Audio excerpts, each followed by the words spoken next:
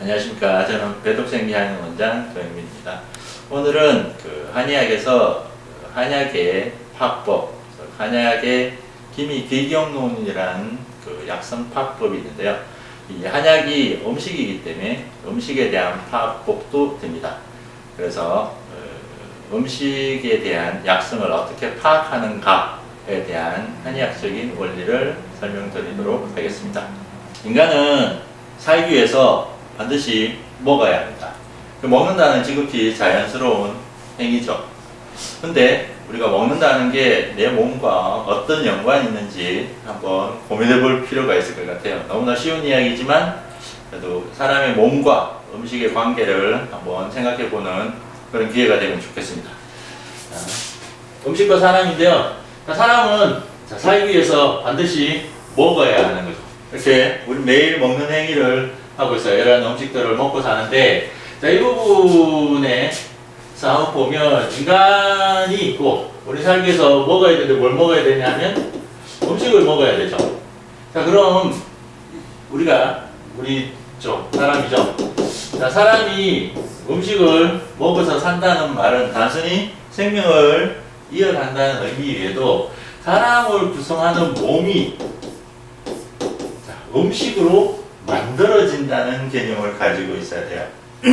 무슨 이야기 하냐면, 우리가 아기 때 처음 태어날 때 조그만 수정란에서부터 우리가 형체가 시작되는데요. 이 형체가 엄마 뱃속에서 이렇게 큰 태아로 큰다는 거죠. 이 태아가 클 때 엄마로부터 탯줄을 통해서 엄마가 먹은 음식의 영양분들이 사실은 탯줄을 통해서 태아한테 공급이 되고, 그래서 이 태아가 조그만 수정란에서 몸을 키워가는 거죠.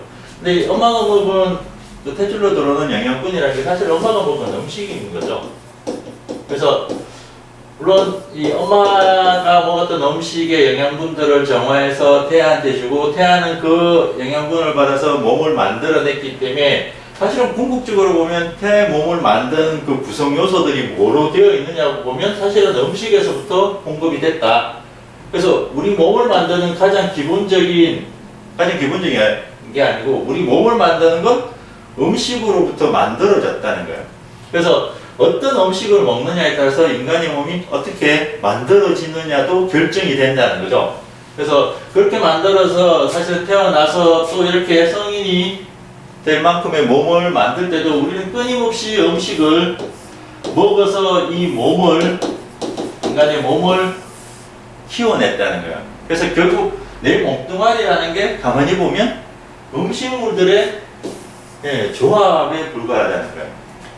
그래서 먹는다는 행위는 우리가 매일매일 에너지를 얻는 것도 되지만 내 몸을 구성하는 것들이 사실은 음식물로 되어 있다 하는 거거든요. 그래서 우리가 어떤 음식을 먹느냐에 따라서 내 몸이 어떻게 변화할 것이냐가 사실은 결정이 돼버려요. 그래서 한의학에서 사람이 병드는 이유 중에 가장 중요한 위치를 차지하고 있는 게 어떤 음식을 먹고 있느냐 하는 것들이 상당히 중요해요. 그러니까 그러면 음식과 내 몸, 사람 몸이라는 게 여러 가지의 요소들로 만들어져 있는데, 이 음식이 사실은 그런 여러 가지 요소들을 가지고 있다는 거예요. 사람 몸이 곧 음식이다, 이렇게 생각하는 것이 한의학적인 관점이에요. 그래서 우리 몸이 구성되어 있는 원리나 그 구성을 만들 때에 공급된 음식들이나 사실은 그 음식의 특성에 따라서 내 몸의 상황들이 계속 끊임없이 달라지고 있다는 거거든요. 그래서 단순히 먹는다는 행위보다는 그 음식이 우리 몸을 만들고 있다, 또 우리 몸의 지대한 변화에 큰 축을 담당하고 있다, 이런 생각을 가지시는 게 좋아요. 그래서 어떤 음식을 먹느냐, 그것이 내 몸에 진짜 맞는 음식이냐, 또 내 몸에 필요한 음식이냐 하는 것들을 알고 먹는다면 우리가 겪어야 되는 많은 질병으로부터 벗어날 수 있게 된다는 거죠. 자, 우리 몸을 만드는 이 음식은 어떻게 파악할 수 있는가에 대한 기본적인 원리를 먼저 설명드리면요.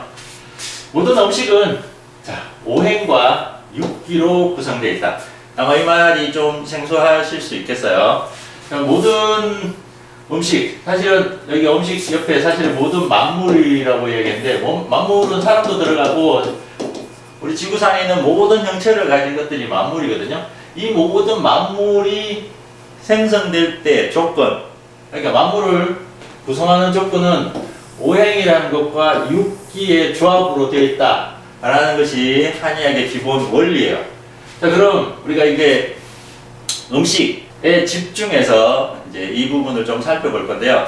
이 말은 세상 모든 것들이 오행과 육기 조합인데, 그건 오행의 특성과 육기의 특성이 결합돼서 음식의 다양함이 만들어진다는 거거든요.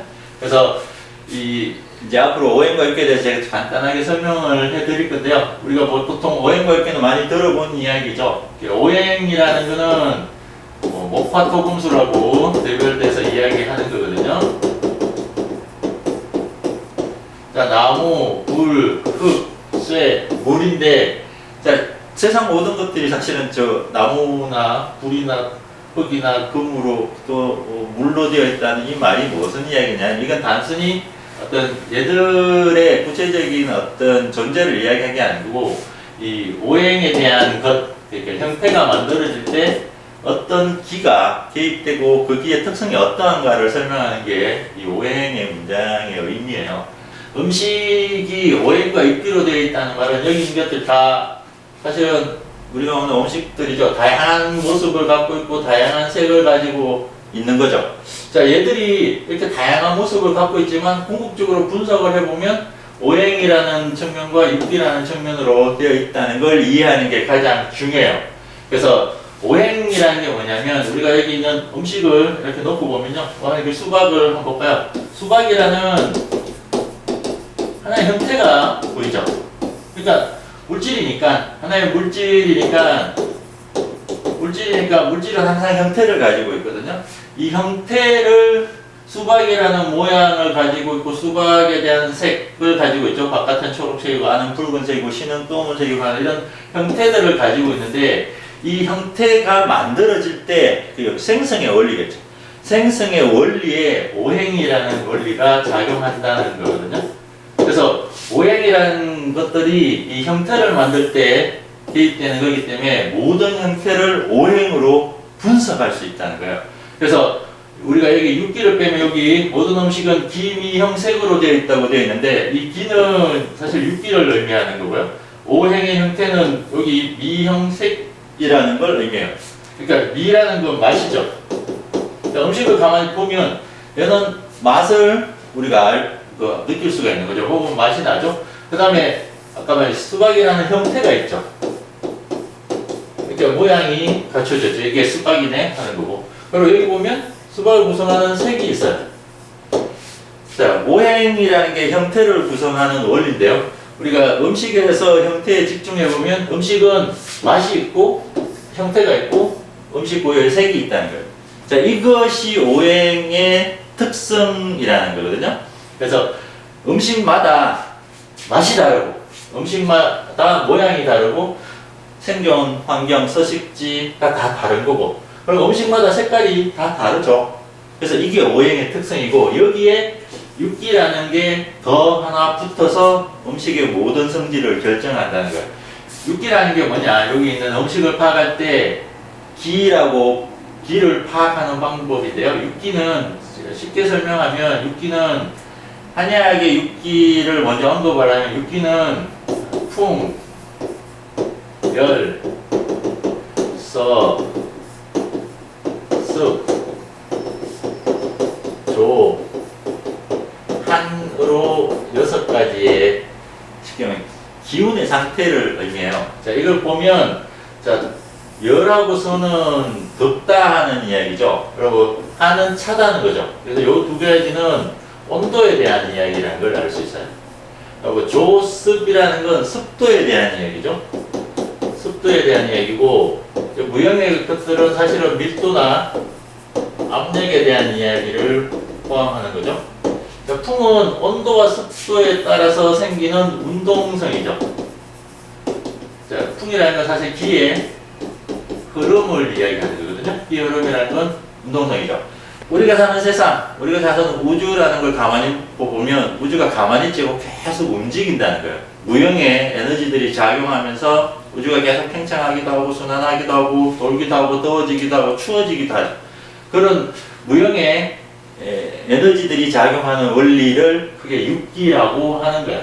그래서 육기를 더 쉽게, 육기가 뭐지 하고 더 쉽게 파악하면 육기는 한마디로 우리가 쉽게 이해하기는 자, 기후변화다. 우리가 생존하는 곳에서 여름, 봄, 여름, 가을, 겨울이라는 기본적인 우리가 살아가는 환경들이 있는데 이 환경들의 특징이 뭐냐? 봄, 여름, 가을, 겨울에 주어지는 기후의 조건들이죠. 이 기후의 조건들을 가보면 여름 되게 더운 거고 겨울은 추운 거죠. 이게 한열의 편차가 있는 거죠. 덥고 춥다. 또 덥고 춥다라는 게 사실은 여기는 다양한 음식들의 생성에 무지막지한 영향을 많이 주죠. 그 다음에 하나가 습도에 대한 문제죠. 그러니까 수분에 대한 문제, 수분에 대한 문제. 그러니까 온도, 습도가 개입되면서 기후에 대한 조건들을 만들어내고 그게 어떤 곳에는 사막과 같이 물기가 하나도 없는 곳이 있고 어떤 곳에는 늪지 또 바다, 안 같은 물이 아주 많은 환경도 있다는 거죠.